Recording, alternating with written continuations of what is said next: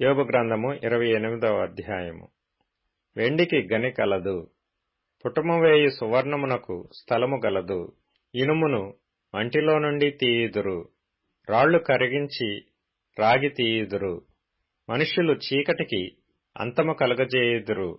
గాఢాంధకారములోను మరణాంధకారములోను ఉండు రత్నములను వెదకుచు వారు భూమ్యంతముల వరకు సంచరింతురు.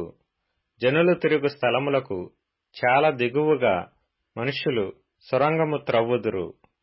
వారు పై సంచరించు వారి చేత మరువబడుదురు. అచట వారు మానవులకు దూరముగా నుండి ఇటు అటు అల్లాడుచుందురు.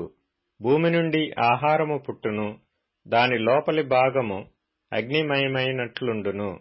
దాని రాళ్లు నీలరత్నములకు స్థానము, దానిలో సువర్ణమయమైన రాళ్లున్నవి. ఆ త్రోవ ఏ క్రూర పక్షికైనను తెలియదు, డేగ కన్నులు దాని చూడలేదు. గర్వము గల క్రూర జంతువులు దాని త్రొక్కలేదు.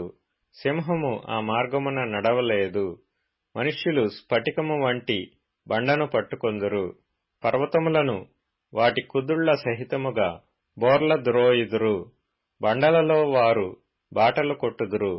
వారి కన్ను అమూల్యమైన ప్రతి వస్తువును చూచును. నీళ్లు ఓడిగిలిపోకుండా వారు జలధారలకు గట్టు కట్టుదురు. మరుగైయున్న వస్తువును వారు వెలుగులోనికి తెప్పించుదురు. అయితే జ్ఞానము ఎక్కడ దొరకును? వివేచన దొరకు స్థలము ఎక్కడనున్నది? నరులు దాని విలువను ఎరుగరు. ప్రాణులున్న దేశములో అది దొరకదు.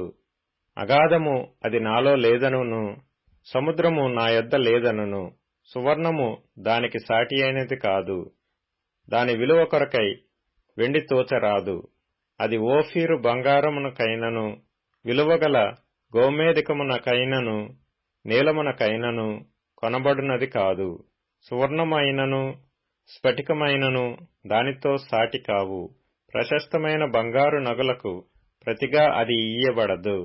పగడముల పేరు, ముత్యముల పేరు దాని ఎదుట ఎత్తనే కూడదు.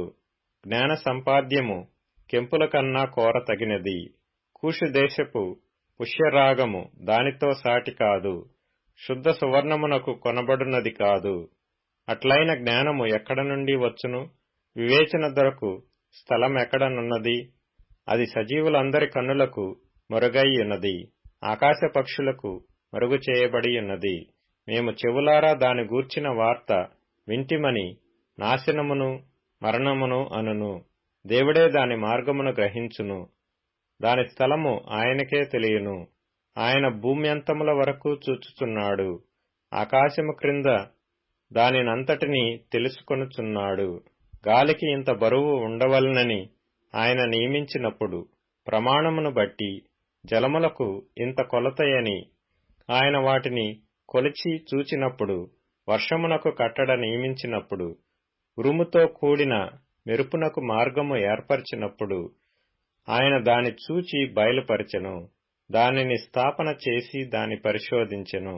మరియు యెహోవా యందలి భయభక్తులే జ్ఞానమనియు, దుష్టత్వమును విడుచుటయే వివేకమనియు ఆయన నరులకు సెలవిచ్చెను.